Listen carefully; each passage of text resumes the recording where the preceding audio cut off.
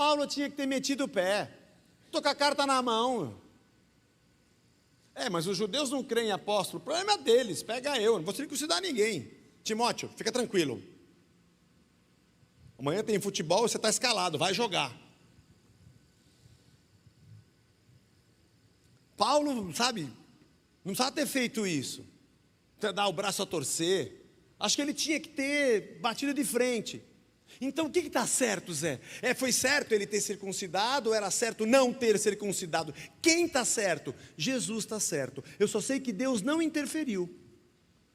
Não teve nenhuma visão, nenhum anjo, nenhum sonho dizendo: Paulo, circuncida o rapaz porque é isso que eu quero. E o Timóteo: ou Paulo, não precisa, não é a minha vontade. E o Timóteo: obrigado, Senhor. Ou Paulo, ouça Barnabé e abraça Marcos. Ou Paulo, dá um bico em Marcos, que esse moleque já me encheu. Não, Deus não interferiu. Tem coisa que Deus não interfere. Tem a ver com a nossa maneira de ser. Tem a ver com nosso grau de transformação.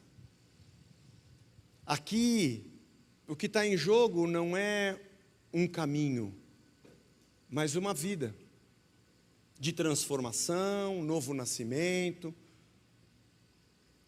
Timóteo tinha a sua caminhada, Marcos tinha outra, Paulo tinha outra, Barnabé tinha outra. Conhecimento, maturidade na fé. A gente vai acertar e a gente vai errar. É isso que o texto está nos mostrando, sem Deus interferir. No que diz respeito ao caminho, no terceiro trecho, Lucas mostra Deus interferindo. Paulo quer ir para a Ásia e Deus fala: agora não. Agora não é a sua escolha. Agora não é o seu caráter nem a sua transformação. Agora é o meu plano. Não, você não vai para a Ásia. Não sabemos como foi, mas Deus resistiu a Paulo. A ponto dele e Lucas, que escreveu, entenderem que foi o Espírito Santo que não nos deixou. Não tem ninguém, não tem resistência, não tem batalha espiritual e não tem demônio, é Deus mesmo. Vamos para Bitínia. E Jesus diz: não, aqui não. Não é para ir para Bitínia. E Paulo vai para Troade. E de noite tem uma visão de um homem macedônio dizendo: vem para Macedônia e nos ajuda. E de manhã ele diz: Silas, Timóteo, Lucas, tive uma visão de um homem macedônio dizendo: vem para cá.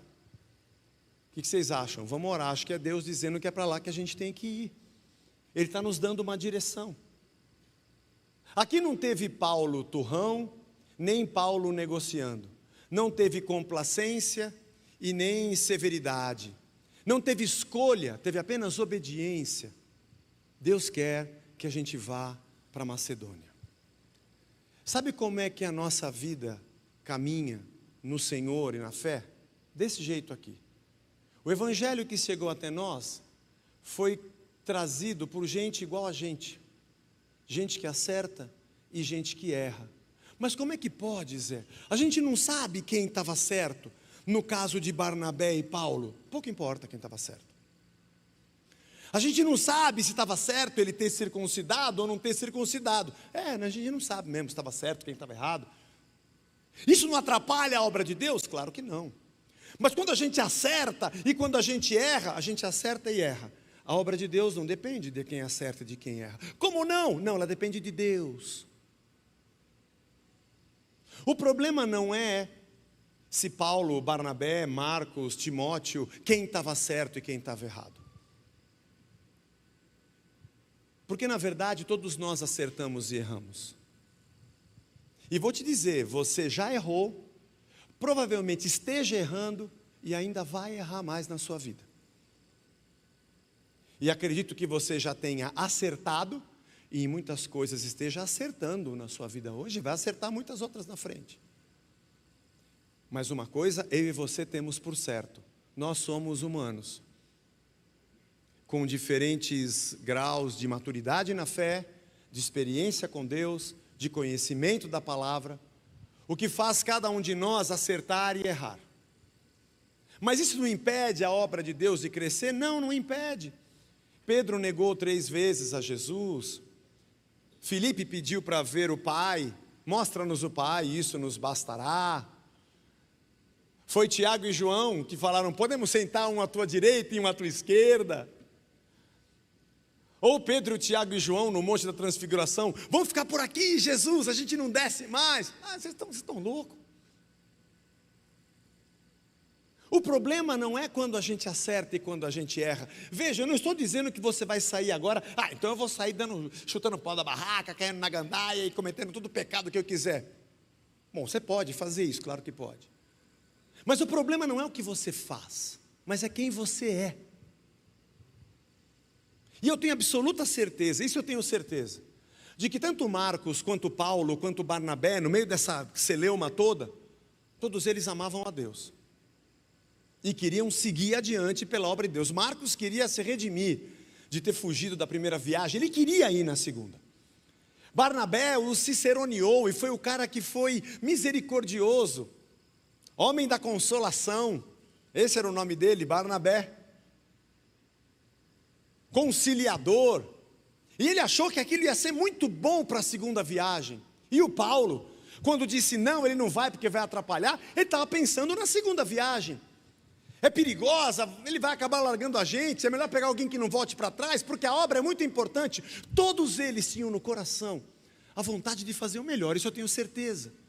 Porque o problema não é se a gente acerta ou se a gente erra, o problema é se a gente quer acertar. Desculpa se eu estou falando de maneira muito chula, mas eu queria ensinar para você a melhor maneira de se cometer um pecado. Pega a sua caneta, seu caderninho. O apóstolo Zé Bruno vai ensinar a pecar. Como é que eu posso pecar assim? Me ensina uma fórmula para poder dar vazão ao meu pecado. É quando você quer tanto agradar a Deus, e você quer tanto fazer o que é correto, e você tem tanta vontade de progredir naquilo que Deus colocou no seu coração, que às vezes você mete os pés pelas mãos e acaba brigando com Paulo, brigando com Marcos, brigando com Barnabé, brigando um com o outro, mas todos eles queriam fazer pelo Senhor.